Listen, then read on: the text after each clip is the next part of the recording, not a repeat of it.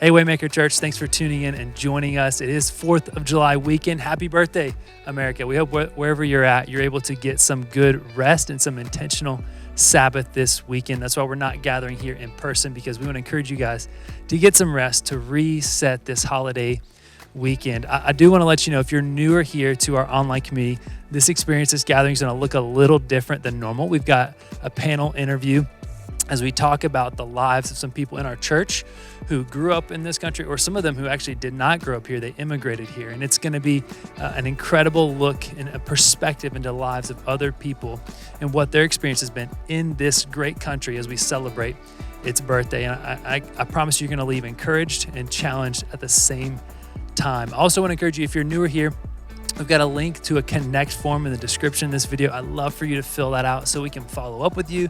We can get to know you, hear a little bit about your story. So be sure to do that if you haven't done that just yet. So hope you guys are ready. This is an incredible conversation. Here we go.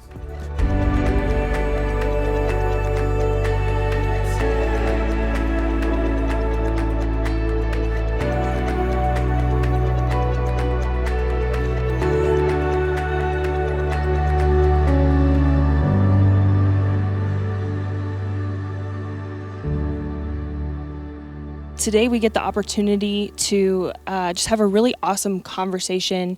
I'm so excited for our church to get to know all of you today. A lot of people are probably getting ready to have their cookouts at home for the 4th of July and invite some family and friends. But I'm excited to lean into this conversation. And, over the last year and a half, we've seen a lot of tension, disunity in our country, politically, racially. A lot of things have been brought up, and we just want to continue to lean in. And so that's what the conversation is tonight, is I believe that when Jesus enters in, we can have an honest but honoring conversation about life in America and American history. And so we're just going to dive right in. And Joel, I would love for you to start. Tell us a little bit about your background, how you grew up, and even how Jesus entered into your life. First of all, I just want to thank the Lord for saving me, because I was, right now, I would call myself a recovering racist. So coming out of the South Bronx, a really rough area, gangs, drugs, and everything, you name it, I've been there. I was looking for my identity.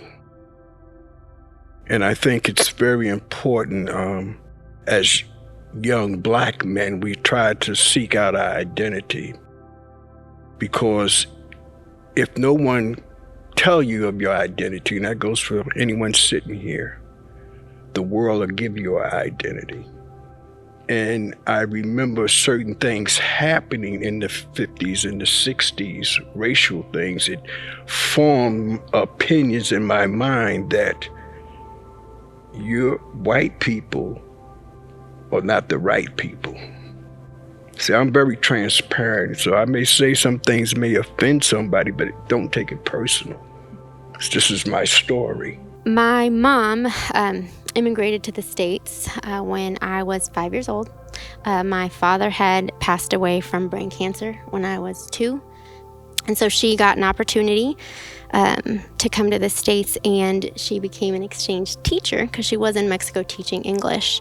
And so my mom was so brave, to leave everything she knew, her family, by herself with 2 little, tiny girls. And she just dreamt of a better future for me and my sister. I was born in the Philippines, and I lived there until I was 12. When I lived in the Philippines, I have very little memory living in the Philippines, but I do remember going to an American Chinese Christian school. And after 12, that's when we moved to Dublin, Ireland. And then I lived there my whole life, completed all my high school years, my prime years, and moved to the States when I was 19. So that was about, I think, 8 years ago.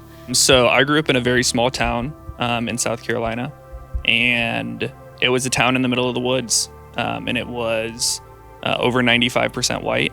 We were one of the few minority families that lived in that area. And because of that, there was a lot of tension. Neighbors that didn't like us. We were also very poor. You had your one toy that you played with. All your clothes were hand-me-downs or donations. When you're a kid, you're not really aware fully of what's happening. You don't really know that you're poor. You don't really know that you're different. And that process started to become more evident as I got older, kind of like what Alenka was talking about. Listening to the other stories, I feel like I've lived in a bubble. But growing up in this area, there's always been racism here.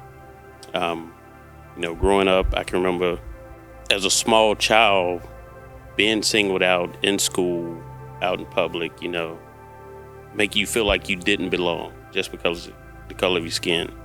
And at some point, I guess in my teens, I felt like I needed to make it known that I do belong here and other black people belong here. And everybody belongs here. Kind of quietly, I had in the back of my mind that I needed to do something, but never, ever had the chance to do it. And as I got older, people tell you, that you were meant to do something. And at that time, I was early 20s, early 30s. I was rebelling still against God. So I listened to the enemy. And until I met my wife, I really kept fighting. And eventually I'd come to listen to Jesus. I didn't grow up in a home that tolerated racism. We were, my dad's a pastor and a follower of Jesus, and it was very much talked about that this is not who we are. And yet I live in a culture and I go to school and so it's like all that gets to affect me as well, right? I'm sort of like my friend here, and I sit here and I think of my journey. And before I can get to Jesus, I have to go through my journey because that's part of that got me to where I'm at. Yeah. And, as I listen to each person, my mind is wondering and thinking, when she said American history, the story, but my thought went to whose story? Exactly. See, because the story I was raised on was your story, not mine. So my story has to begin with my journey. How do I get to this place? How did I get to that point? Like I said, I'm a recovering racist. And I met with Pastor John a few weeks ago, and I said these words to him. There was a time in my life I wouldn't want to sit with you. I wouldn't want to have nothing to do with him because I had that much hatred in me. That it was at a point, this may sound crazy, I didn't even believe our blood was the same. See, when we want to talk about racism, we have to take the sugar out of it. I have so many stories that I could tell of different instances, even just little things like, listening to Spanish music with the window down and people throwing stuff at your car, yelling, "Go back to Mexico," and stuff like that. So it's just those things eat at you in terms of like, do I even belong here? Like God, why did you even have me growing up in the United States? Like, is this the wrong place for me? And I don't know if other people from other ethnicities feel this, but I just wanted to be like the rest of the kids in my class. I wanted to be blonde with blue eyes and white. That's when I started realizing just the difference that I had, and I didn't feel confident in my skin. And I remember the first time a girl told me, like, "Well, you're not white." And it just kind of hit me of like, oh, I guess I'm not. A lot of people have talked about identity. And so you get I got a little bit of an identity crisis from the fact that, well, I had been raised in the United States. Both of my parents had, backgrounds of, growing up outside of it. And there was this identity crisis between, okay, I'm not a white American, and people identify me as being different than them. But because I grew up here, does that also mean that I'm not Hispanic enough? So, Kenny, your wife is white. You have a biracial family. How has that impacted your perspective living in America? And how does Jesus even shape that? My son, Landon, he went on a field trip today. And they went to Riverside Park. I don't know if any of you know about Riverside Park, but it's got a train engine, locomotive there. It's got an old pool there. We got to talking more and more, and he was talking about the pool there. He said, they shut the pool down because of segregation. And wow. I thought that was so powerful, knowing that I was about to come here and sit on this panel that a 7-year-old, we had to have that conversation. After we finished talking, I went to get ready, and Nikki came in and she's like, I'm a little mad right now. I was like, why? And she said that I'm not mad that we're having this conversation.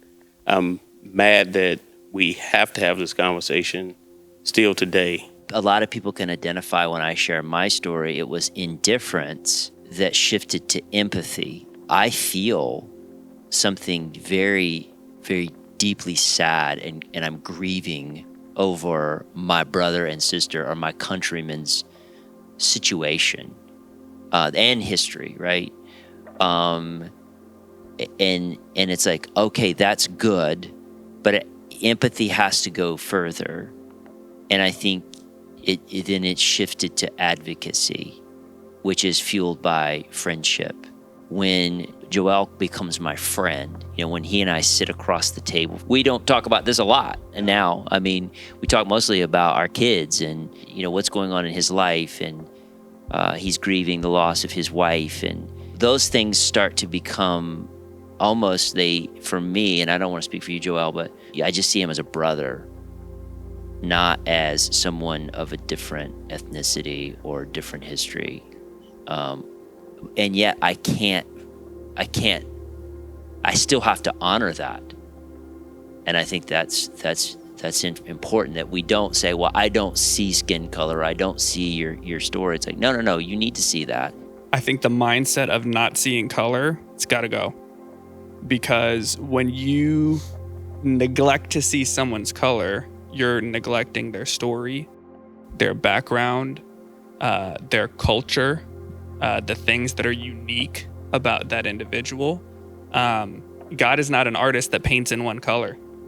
And the other thing that you're neglecting is the creativity of God to make all of the different people groups that he's made. I usually say this in when talking about nature, but it's relevant to this too. We learn a lot in school that when you want to learn more about an artist, rather than just read their biography, you should look at what they create, because they put aspects of themselves into their creation. That's the diversity of humankind, is that God puts aspects of himself into different people groups. When we were younger, it was always ingrained in our minds to live in America. That was like the dream. Even when we were living in Ireland, that's all we could think of. This country, like the States, it brought so much hope for our family. It was a sign of hope. It still is a sign of hope for us. It definitely allowed us to help our families in the Philippines. And it allowed us to dream, to seek endless possibilities, which, we couldn't do in the Philippines. Don't get me wrong, I don't think any country is perfect.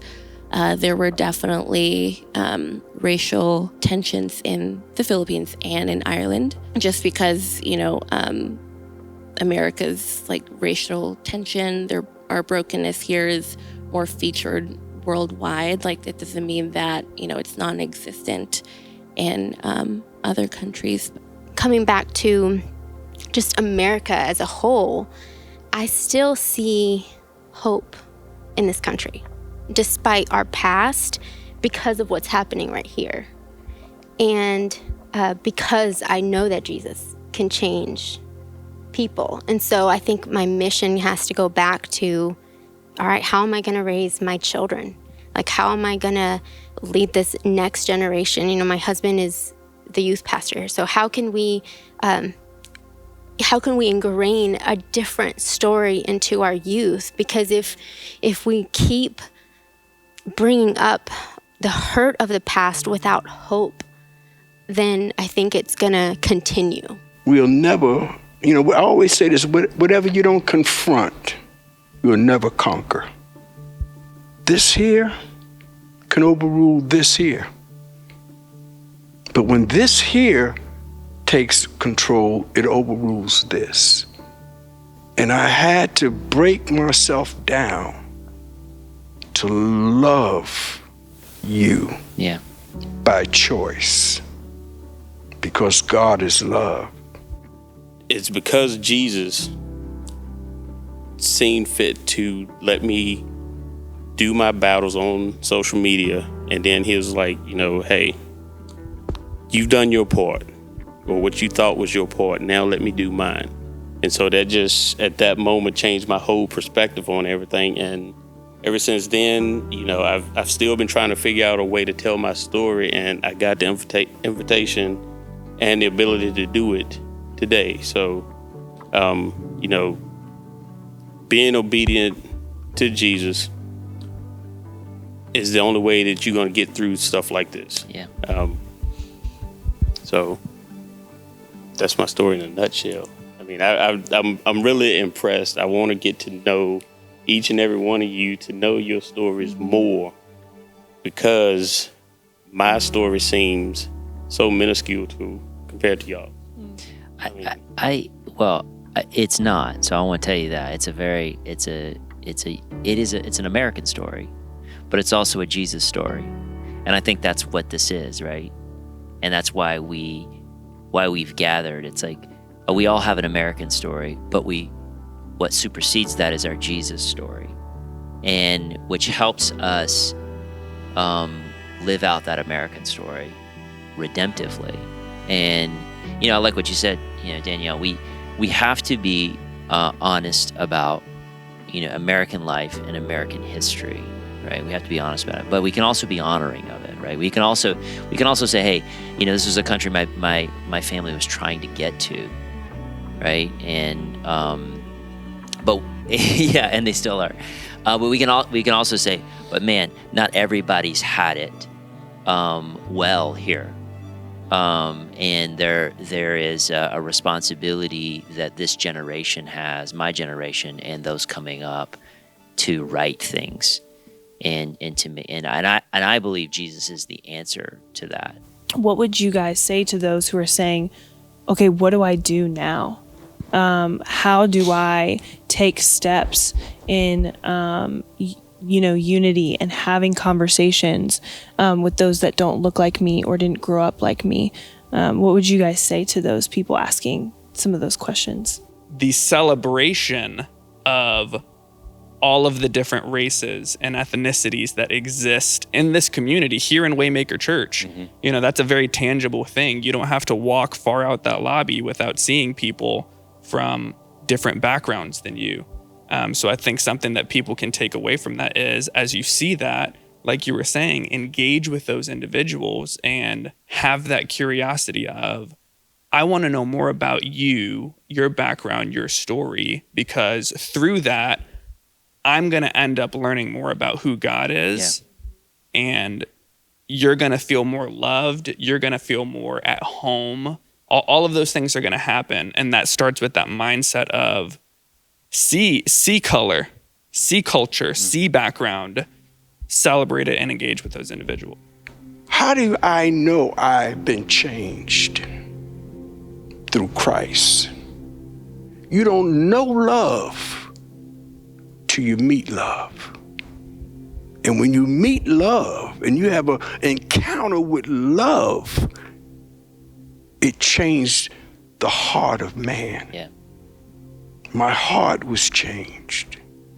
So another little piece of my story, my grandmother on my mom's side, to sit back and to listen to her tell her story from when she was a baby, growing up, during that time, you have to sit back and think she grew up in Jim Crow, segregation, World War I, she was born right after World War I, World War II, Korean War, all the wars that we know in history, other than the Civil War, that she was there. And to see this lady not have a hateful bone in her body after everything she grew up dealing with was a true eye-opener for me. Wow. When I introduced her to my wife, she was 105 then. Not one single bone of hatred. She welcomed my wife in with open arms. She welcomed my boys in with open arms. And that was a sign to me that if she can live in this world and not have a single bone of hatred in her soul, then that's only God. Yeah. Amen. I think, for me, we're different generations, right? But similar backgrounds in that we are white Americans. I grew up in Northeast Ohio, white community, predominantly white school, predominantly white church, and didn't get to have these conversations. Didn't know even how to seek out a conversation like this, right? And I'm grateful for you as a leader who says we're going to have these conversations, and just getting to be around this circle is an absolute honor and privilege, and to hear these stories. And what I hope people walk away with when they watch this is that we need to do this. Like, we need to find people who don't look like us, who aren't from the same place we are, who aren't from the same generation, and get to know each other's stories. Because there's a big world out there. It's a big country with so many different experiences. And when we sit down like this, it helps us understand, so that we can have these honest and honoring conversations, right? So above all, I'm just so privileged and humbled to sit in this circle. Ultimately, though, I believe the church must lead the way. And that means we disrupt ourselves and we step outside of what is convenient and comfortable to us, right? We sit in a suburban, primarily white community. And so it would be easy to just say, hey, the world will figure it out, we'll keep doing church. And it's like, well, no, that we don't have that option if we're really going to follow Jesus into the mission that he has for us, and that is to be salt, to be light, to be a city on a hill, right? Sitting around this table in this place are all these different stories, and what we share in common is Jesus and America. Man, what would happen if we, as you said, Kenny, man, if we just I want to know more of your story. I want to know more of your situation. I want to know more about what it was like to grow up in the Bronx in the 1960s, right, 50s and 60s, and, to be, one of the few Hispanic families in a southern, Confederate, a Confederate history town, right? And so, yeah, I think this is good, the stories. I say this, I look at what would, we always heard that said, what would Jesus do? And this week, God kept bringing to my memory this. Jesus went out his way and he told his disciples, I must go to Samaria, where someone who was totally different from him. Until we begin to go out of our way and show love to her, to you. Jesus went and he met that woman at the well. But he met, like I said, always look for a need. Because when you look for a need, it gives you access. And Jesus met her need. What she needed was to be loved. Yeah. We have to learn to go out of our way, out of our comfort zone, and see a need and meet it.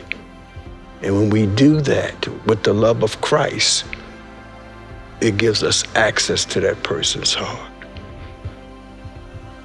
Well, like I said, I've thoroughly enjoyed this conversation. I know that I'm going to leave changed. I'm going to leave challenged. And I know so many people watching will too. So thank you guys so much for joining us, for giving up your time to be a part of this conversation. And I can't wait to have even more conversation moving forward. So thank you guys so much. Man, what an incredible conversation to hear folks with different perspectives, different backgrounds, sharing their honest but honoring perspectives in life in this country. And what I love about that is it gives us hope because of Jesus. And so I want to encourage you guys, just as Joel reminded us there at the end, is to go out of our ways to look for an intentional encounter with someone who looks different than us. It gives us access to them, but what it also does is allows us to hear their story, hear their perspective, and appreciate them, because that's how God created and designed them. All of us are uniquely created, but beautifully created by our designer, by our creator, God, our Father. And so let's go out and let's do that. Let that be the challenge we walk away with. Let's be uncomfortable with that. And that's okay, because that's the new and deeper, when we're getting uncomfortable with where God is leading us. And so I want to encourage you to do that as you walk away a little bit challenged, hopefully, from this conversation. And as always, you can continue to see this mission and vision of Waymaker.Church fueled by your giving. All you got to do is go to Waymaker.Church/give to continue to see that happen. Thanks again for tuning in with us. We can't wait to see you guys back next week as we continue in our series, Journey of the Soul.